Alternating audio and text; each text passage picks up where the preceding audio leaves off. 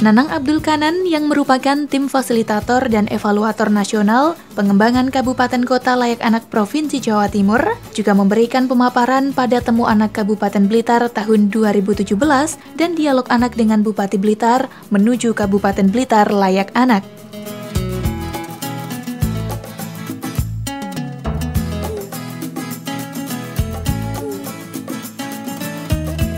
Ya, ini ada empat prinsip dasar bahwa di dalam hak anak, Kota Layak Anak punya 4 prinsip.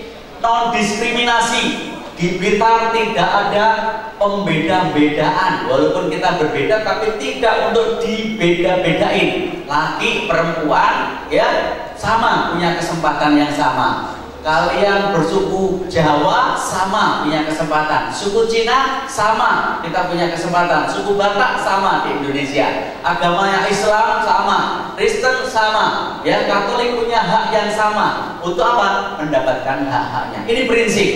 Jadi kalau kita diskriminasi hanya golongannya sendiri, hanya yang berkerudung tok yang tidak berkerudung, ini namanya diskriminasi. Ini tidak boleh.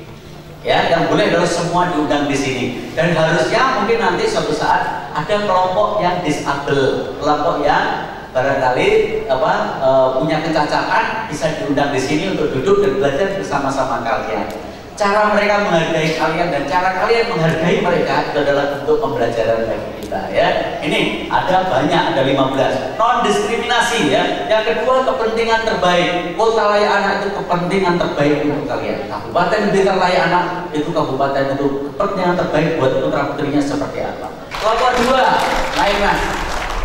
Kelompok 2, coba kamu belajar membuat materi sosialisasi tentang bagaimana mempercepat akte kelahiran. Akte kelahiran adalah, ya, akte kelahiran itu kutipan, pencatatan kelahiran. Setiap anak lahir cenger harus dicatat.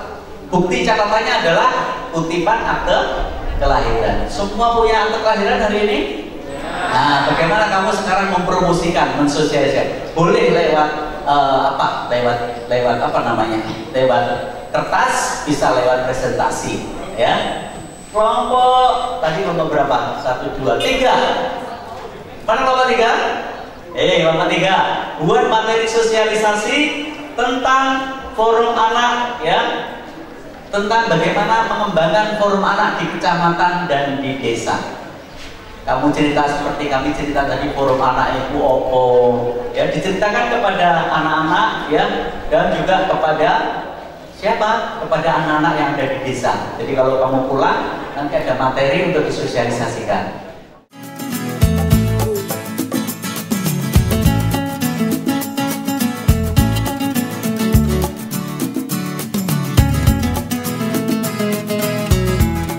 Selanjutnya, Nanang Abdul Kanan pun memberikan tugas kepada anak-anak dan membagi mereka menjadi beberapa kelompok, di mana masing-masing kelompok mendapatkan tugas untuk membuat materi, di antaranya adalah materi sosialisasi dan pelatihan konvensi hak anak untuk forum anak, materi sosialisasi atau kampanye pencegahan kekerasan dan penelantaran pada anak, dan lain sebagainya.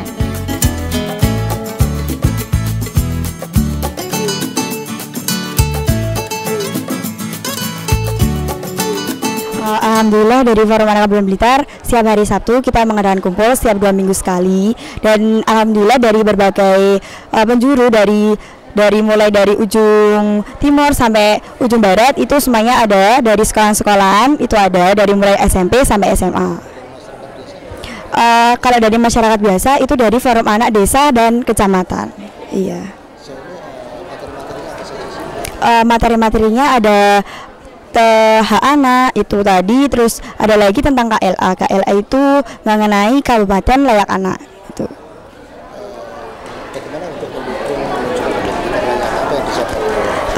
Ya salah satunya dari kita mengadakan acara Temu Anak seperti hal ini. Terus ada lagi Hari Anak Nasional itu diadakan setiap 21 Juli itu kita mengadakan itu.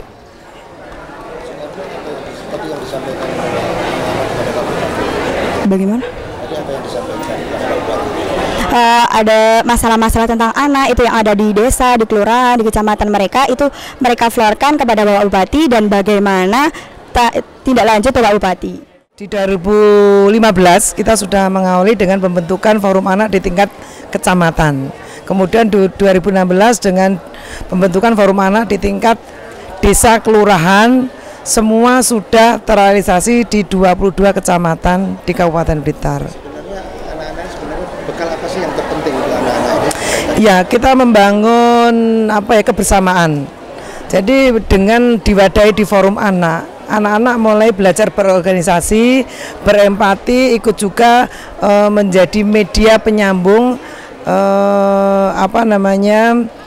segala sesuatu kebutuhan anak yang ada di desa. Apa kebutuhan anak sebenarnya? Salah satunya kalau kebutuhan anak di dalam hak hidup.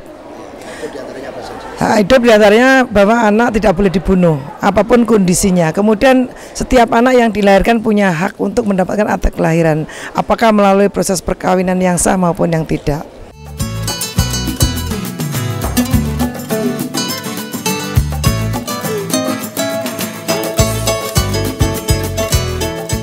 Selanjutnya, beberapa perwakilan kelompok diberikan kesempatan untuk mempresentasikan hasil diskusi dari kelompok mereka.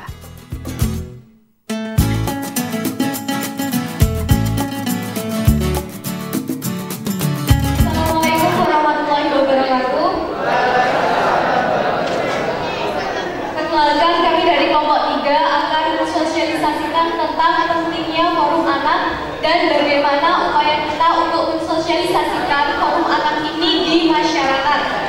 Jadi, mengapa sih kita harus mengetahui forum anak itu apa? Jadi, forum anak ini dilatar belakangi oleh yang pertama, peran anak bagi masa depan bangsa. Seperti yang telah kita ketahui bersama bahwasannya anak menjadi tongkat estafet kepemimpinan di negeri ini, di mana orang-orang yang saat ini sudah dewasa akan digantikan oleh anak-anak yang notabene saat ini masih berusia kecil, mulai dari 0 sampai 18 tahun. Yang kedua adalah kondisi anak saat ini. Faktanya di masyarakat banyak kita temui kasus-kasus pelanggaran anak, baik yang secara sengaja maupun tidak sengaja. Hal ini menjadi latar belakang mengapa sih kita perlu mengetahui pentingnya forum anak untuk disebarluaskan ke masyarakat. Anak dengan pemimpin ini sebenarnya adalah komitmen, ya, bentuk komitmen dari pemerintah yang bersangkutan terhadap bagaimana memandang anak. Ternyata anak-anak itu, apalagi anak-anak sekarang yang sudah mendapatkan informasi, dia bisa menjadi pelapor maupun dia bisa menjadi pelopor di lingkungannya. Dia bisa melakukan proses pelindungan diri sendiri. Ya, kalau kita ngomong jangan membuka pornografi, kalau hanya sekedar dilarang itu sulit. Tapi kalau anak-anak sendiri ditumbuhkan kesadaran untuk tidak membuka pornografi, maka mereka sendiri nanti akan cukup efektif. Selain itu dia bisa mengembangkan dirinya untuk memelopori di lingkungannya, mengkampanyekan tentang supaya tidak menikah di usia anak-anak. Ya, jadi anak-anak itu bisa memberikan kontribusi terhadap pembangunan di lingkungannya. Nah, di dalam konteks kota layak anak, membuka ruang partisipasi anak adalah hal yang sangat penting. Karena partisipasi sebagai prinsip, partisipasi sebagai cara, dan partisipasi anak sebagai tujuan. 3 hal itu diamanatkan di dalam konvensi hak anak. Nah, hal ini dilakukan seperti ini. Salah satunya adalah dialog. Dialog itu membuka ruang. Tapi sebelum dialog harus ada proses kapasitasi sebenarnya. Harus diedukasi, harus diberikan pemahaman tentang perencanaan pembangunan itu seperti ini. Kecamatan Udanawu, saya perwakilan dari kelompok 11. Kelompok 11 mendapat tugas membuat kampanye kawasan bebas rokok atau KTR. Teman-teman ada yang tahu KTR itu apa? Kawasan tanpa rokok. Pinter semua, semoga nanti dapat rezekinya ya. Oke, di sini saya menjelaskan pengertian dari rokok adalah suatu benda yang berbentuk lintingan atau gulungan tembakau yang digulung atau dibungkus dengan kertas, daun kulit jagung, dan masih banyak lagi, yang sebesar kelingking jari manusia dengan panjang 8-10 cm dan biasa dibakar di ujungnya sebelum dihisap oleh manusia tersebut.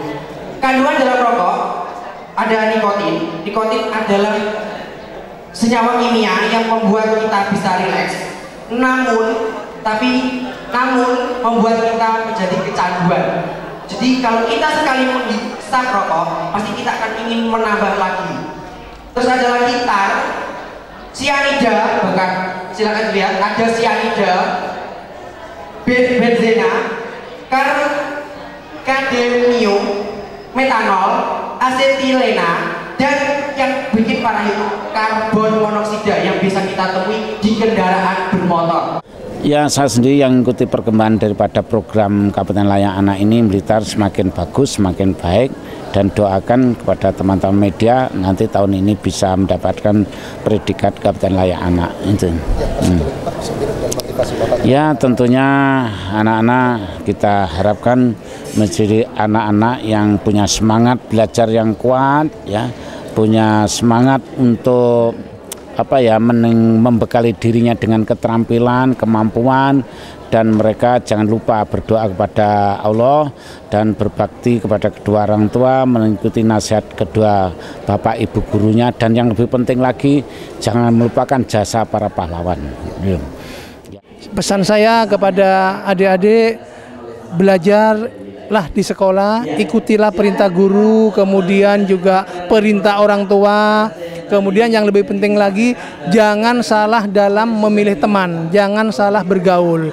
Pergunakan kegiatan-kegiatan di luar, misalnya menggunakan media sosial, karena sekarang sudah banyak marak yang namanya handphone di dalamnya isinya kurang mendidik. Tolong untuk dihindarilah yang seperti itu. Anak terus maju, kalian hebat ya, kalian hebat, dan moga-moga kita orang dewasa mampu untuk mengaspirasi dan memfasilitasi mereka.